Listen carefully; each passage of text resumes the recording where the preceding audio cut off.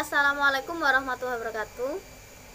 Alhamdulillahirrahmanirrahim. Wabihi nasta'inu ala umri dunya wadin. Wassalatu wassalamu ala asrofil anbiya wal mursalin Sayyidina wa maulana Muhammadin amma ba'du. Segala puji bagi Allah, Tuhan semesta alam, yang alhamdulillahirrahmanirrahim, atas segala rahmat serta taufik hidayahnya kita dapat berjumpa lagi pada hari ini, pada kesempatan hari ini. Tak lupa salawat serta salam selalu kita panjatkan kepada junjungan kita Nabi Muhammad SAW, yang selalu kita nantikan syafaatnya di yaumul akhir kelak nanti. Yang saya hormati Bu Firda Aulia Izzati MPD selaku dosen pembimbing mata kuliah pembelajaran PKN MISD, serta teman-temanku PGMIB yang selalu saya banggakan.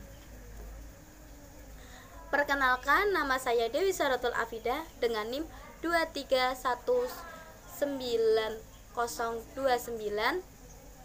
yang akan mewakili kelompok 3 PKN, yaitu teman saya Dwiki Septianggi dengan NIM 2319032, Miftah Saratun Nisa dengan NIM 2319036, dan Miftahul Hasanah dengan NIM 2319037.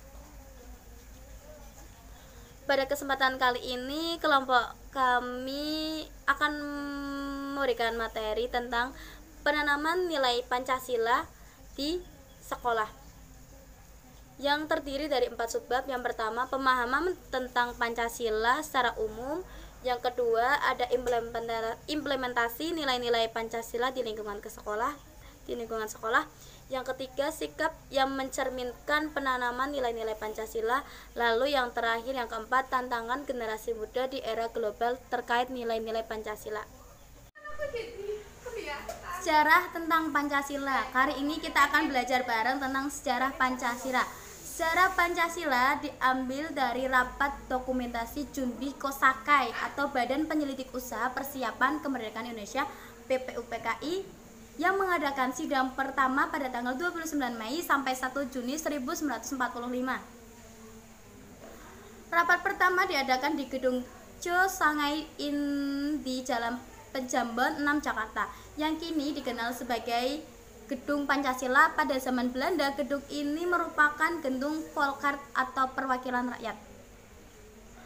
Setelah beberapa hari tidak mendapatkan titik terang, pada 1 Juni 1945, Soekarno mendapat giliran untuk menyampaikan gagasannya tentang dasar negara yang merdeka dinamakan Pancasila.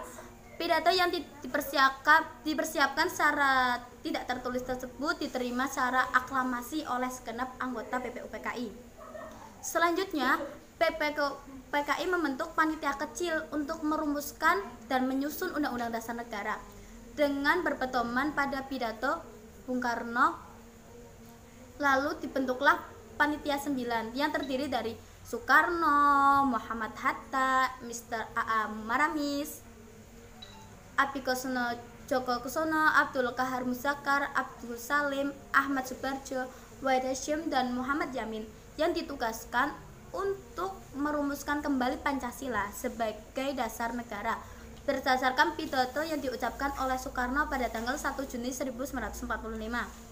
Setelah melakukan proses persidangan dan lobby-lobby perumusan Pancasila, hasil penggalian Soekarno tersebut berhasil dirumuskan untuk dicantumkan dalam Mukadimah Undang-Undang Dasar Negara.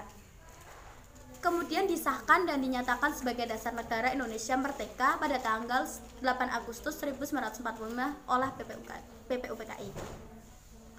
Mantan Ketua BPUPKI, Red Dr. Rajimang Wediodiningrat, menyebutkan pidato Soekarno tersebut berisi tentang lahirnya Pancasila, sehingga pada tanggal 1 Juni resmi ditetapkan sebagai hari lahir Pancasila melalui keputusan Presiden nomor 24 tahun 2016 oleh Presiden kita Joko Widodo, yang menyampaikan keputusan melalui pidato pada peringatan pidato Bung Karno 1 Juni 1945 di Gedung Merdeka, Bandung pada 1 Juni 2016.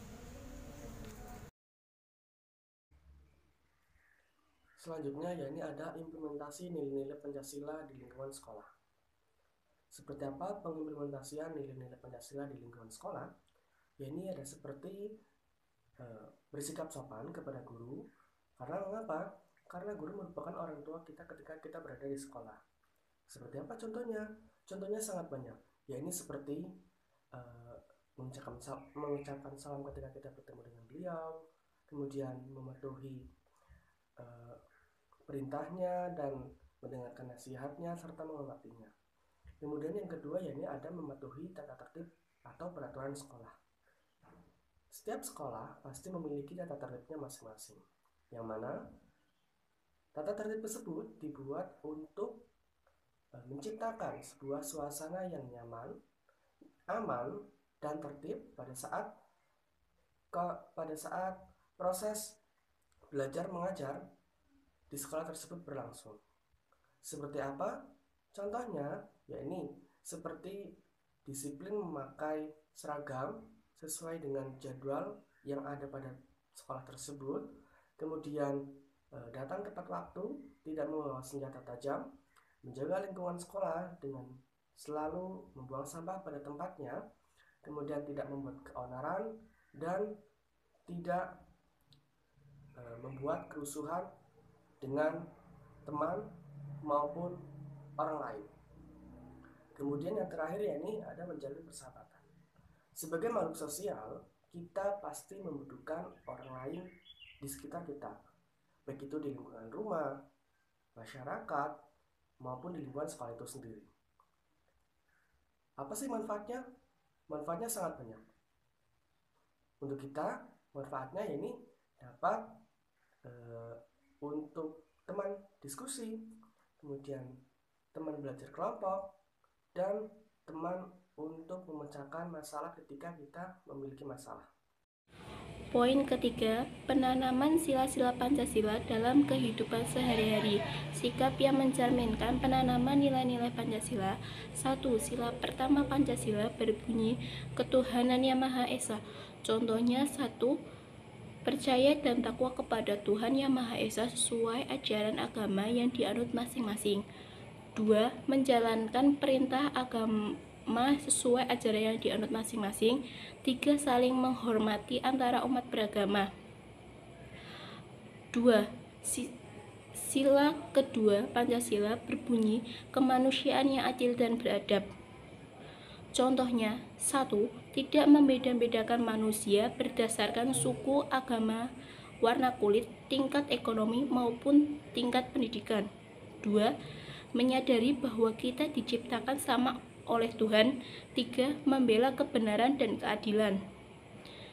3. Sila ketiga Pancasila yaitu Persatuan Indonesia. Contohnya, 1. Cinta pada tanah air dan bangsa dengan memberi produk dalam negeri, meningkatkan prestasi di segala bidang, dan lainnya sebagainya. 2. Menjaga nama baik bangsa dan negara, tidak membangga-banggakan bangsa lain dan merendahkan bangsa sendiri. 3. Ikut serta dalam ketertiban dunia. 4. Sila keempat Pancasila berbunyi kerakyatan yang dipimpin oleh hikmat kebijaksanaan dalam permusyawaratan perwakilan. Contohnya, 1. Selalu mengedepankan musyawarah untuk mencapai mufakat dalam penyelesaian masalah. 2. Tidak memaksakan kehendak pada orang lain. 3. Mengutamakan kepentingan masyarakat, bangsa, dan negara. 5. Sila kelima Pancasila berbunyi keadilan sosial bagi seluruh rakyat Indonesia. Contohnya, 1. Berbuat adil dan tidak pilih kasih. 2. Menghargai hasil karya orang lain. 3. Tidak mengintimidasi orang dengan hak milik kita. Assalamualaikum warahmatullahi wabarakatuh. Sebelumnya, perkenalkan nama saya Miftahul Hasanah dengan NIM 2319037. Di sini saya akan melanjutkan poin keempat, yaitu tantangan generasi muda di era global terkait nilai-nilai Pancasila. Globalisasi membawa perubahan-perubahan dalam tatanan dunia internasional yang mempengaruhinya langsung terhadap perubahan-perubahan di berbagai negara.